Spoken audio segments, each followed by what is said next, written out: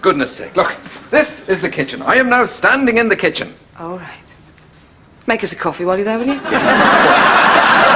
No. You see, you've done it again.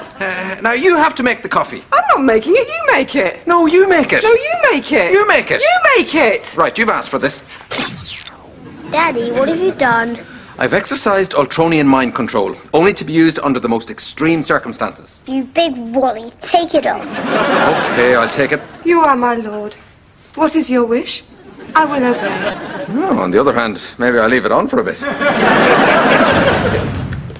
Your breakfast, husband. I only hope it is to your liking. It looks delicious, darling. My pleasure lies entirely in your satisfaction. Miss Janet's all right. Oh, she's fine, Stanley. We had a long talk last night, and she realised she needs to be more dutiful. Oh, that's good. Any chance of a cup of coffee, precious? I will check. Husband, is it your pleasure I should make my father a cup of coffee? Yes, it is. I will do so then. Are you sure she's all right? She's fine, really. How did you get on with Ella? Well, I told her straight, I'm fed up with you bossing me about, now just button up and do as you're told. You know, it's the best night I've had in years. Oh, well done, Stanley. This is the B&B I'm staying in. Oh, it's very pleasant. Arnie's in the room next door and the others are down the landing. So you've all been Chucked out, yes. But the women will regret it. Ella will be begging to speak to me. You think so? I've hidden all her credit cards. Piers was right. The men must win. Coffee, father? Coffee, handsome, darling, perfect husband? Like you won with Janet. That's remarkable. Maybe I should talk to Ella. Maybe I could persuade her. Would you? Oh, you leave it to me, Stanley. Wally, Daddy's going to control Granny's brain. Hubba, hubba. But I've had a vision he won't stop there. We'll end up with all women as men's slaves. Bring it on, baby. I can't foresee what to do. With Mummy out of action, we need a miracle.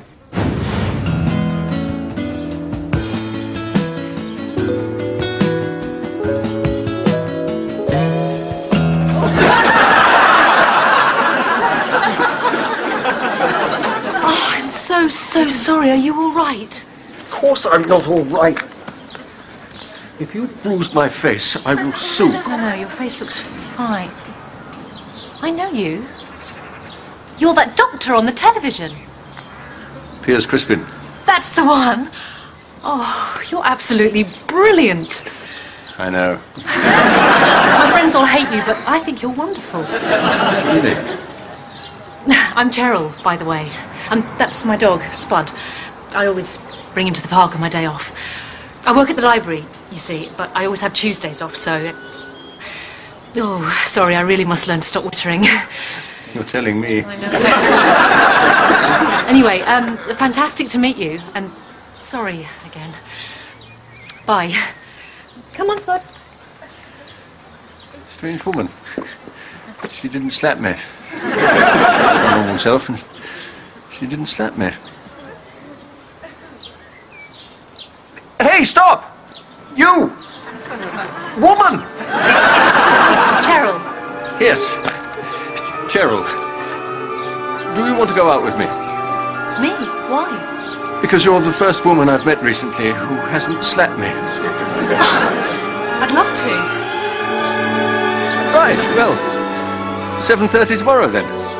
My surgery. Okay.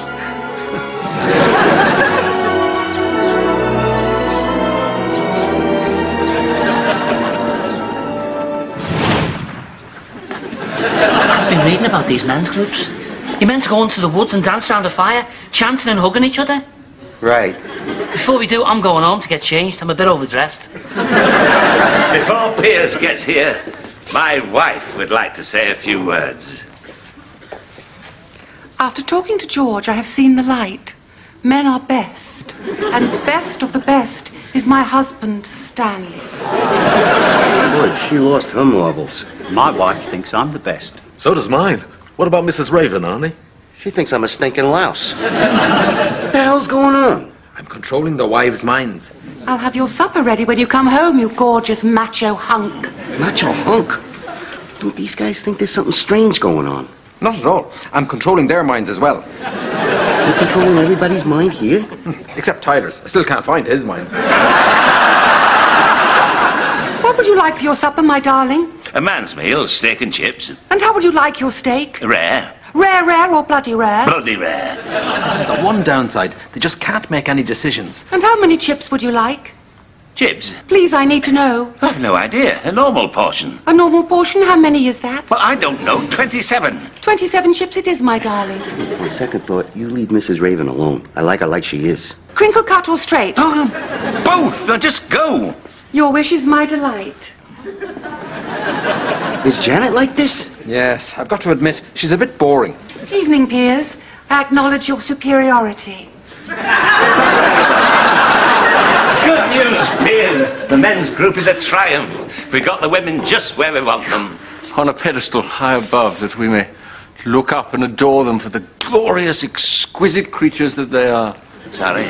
I've met a woman and seen the light. I was walking in the park and I was hit in the head by a frisbee, and when I looked up, there she was. Ah, you see what's happened? He's got brain damage. Exactly. There was the most beautiful woman in the world. Lily Savage was in the park. She is gorgeous. Her name is Cheryl, and she has blonde ringlets and an orange skirt and a sweet little dog named Spud. She's an angel sent from heaven above.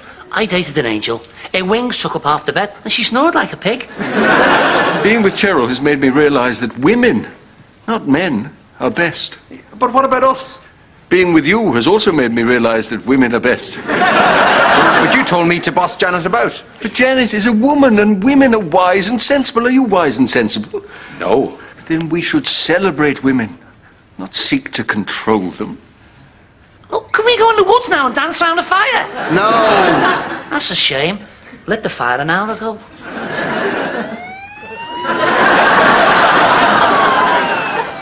And meanwhile, fire brigades from all over London have been tackling a huge forest fire near Norfolk.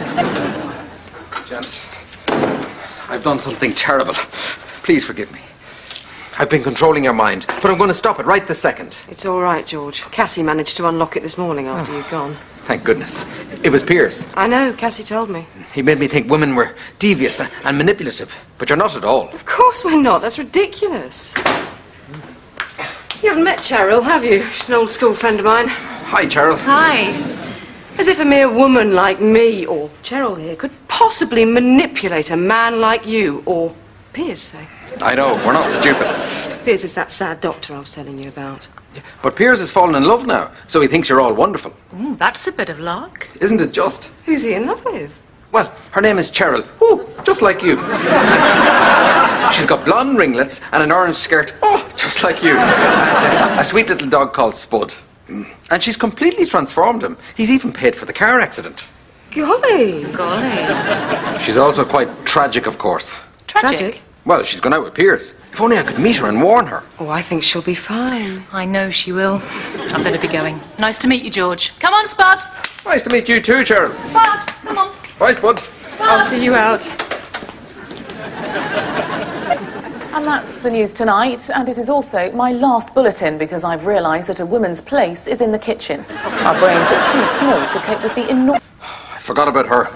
I'll unlock her mind in the morning. So, all back to normal. Are you sure you're all right? I told you. Cassie sorted me out. Good. Mummy, bring me my phone immediately, and your credit cards. Of course, darling. That doll's house will soon be yours. Your wish is my delight, O queen of this household. All back to normal.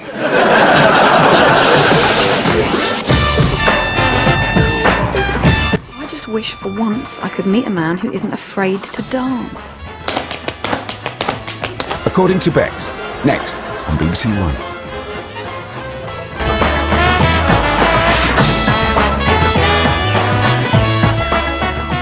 $11.50.